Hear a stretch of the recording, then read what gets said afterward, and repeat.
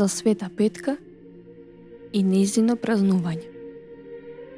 По смртта на родителите, девицата Петка, желна за подвижечки живот, го напуштила родителскиот дом и отишла најнапред во Цариград, а потоа во Јорданската пустина, каде што останала до својата старост.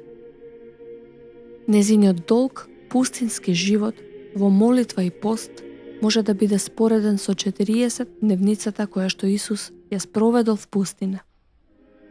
Кога Света Петка била стара, еднаш и се јавил ангел и рекол: "Остави ја пустината и врати се во твојата татковина. Тамо треба да и го предадеш телото на земјата, а со душата ќе се преселиш кај Господ." Света Петка го послушала небесниот глас, ја оставила својата омилена пустина и се вратила во Епиват. Таму таа поживеала уште 2 години и умрела во 11 век. Бидејќи незините сограѓани ја сметале за туѓинка, по незината смрт ја погребале надвор од христијанските гробишта. Кога поминале многу години од незината смрт, во градот требало да се погреба некој непознат давеник. Бидејќи бил туѓинец, решиле да го погребаат надвор од гробиштата, и тоа на истото место каде што била погребана светицата. Кога го отвориле незиниот гроб, забележале дека незиното тело не е распаднато.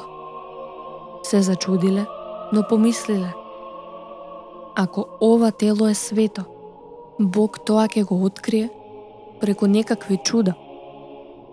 Со таа мисла, тие повторно го затрупале гробот.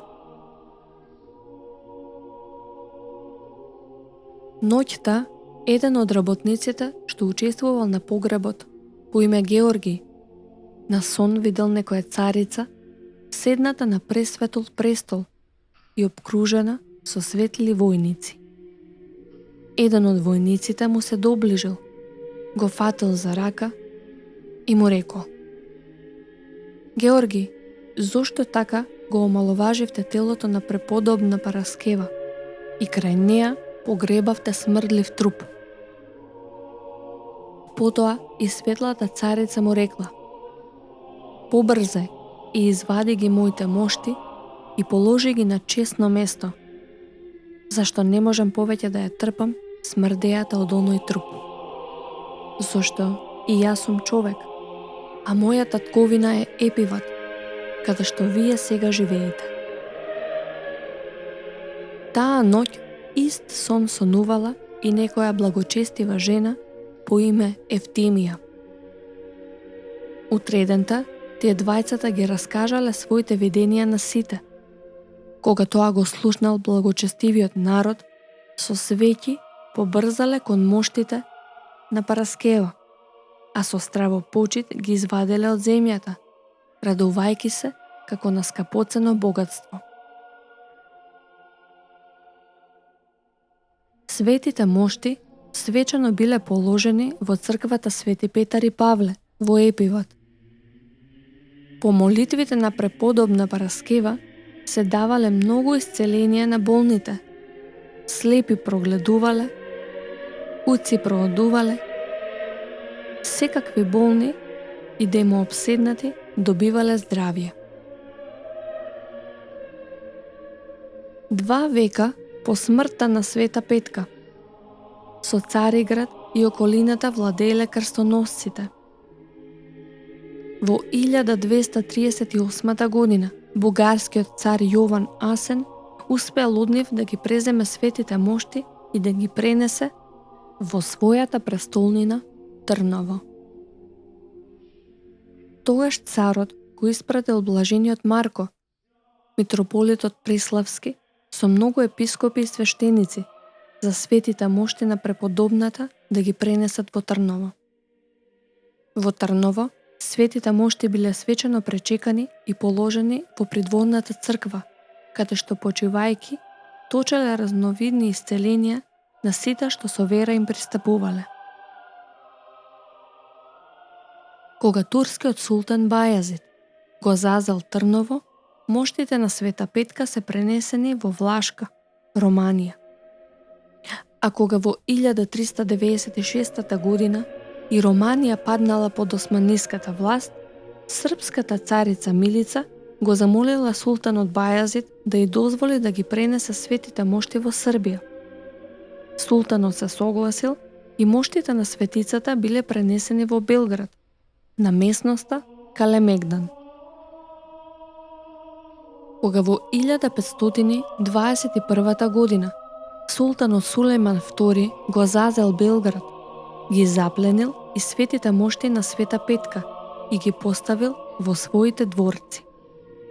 Таму почнале да се случуваат чудеса, па затоа, освен христијаните, светицата почнале да ја слават и муслиманите. Тоа ги загрижило муслиманите и тие, плашејќи се, верата во чудотворната сила од светите мошти на Света Петка да не се прошири уште повеќе меѓу муслиманите, а и заради молбите и застапништвата на христијаните, ги предале овие свети мошти на цариградските христијани, кои честно ги положиле во Патриаршиската црква.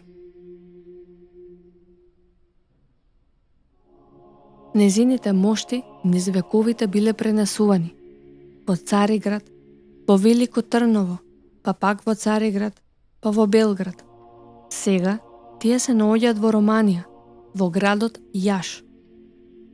Во Белград постои вода на Света Петка, која што чудотворно ги лечи сите болни кои приоѓаат со вера на светителката. Во Скопје, во населбата Црниче, постои црква посветена на оваа светица. Празникот посветен на Света Петка се слави на 27 октомври. На иконите на кои е прикажана оваа светица најчесто стои надписот: Верувам во еден, единствен Бог и во Светото Тројство.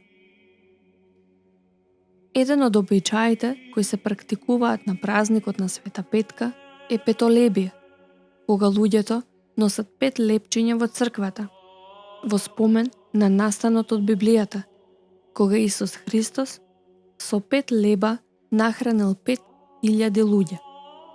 При тоа, 5 лепчиња се осветуваат, при што едно му се дава на верникот, а 4 остануваат во црквата. Во некои делови од Македонија, на овој ден домаќините се договарале со овчарите. Овчарот кој ги водел овците во текот на изминатата година, доаѓал да си ги земе парите за кои бил договорен. Доколку домаќинот бил задоволен од неговата работа, ќе го пазарел и за наредната година. Затоа овој ден бил нарекуван и Ден на овчарите.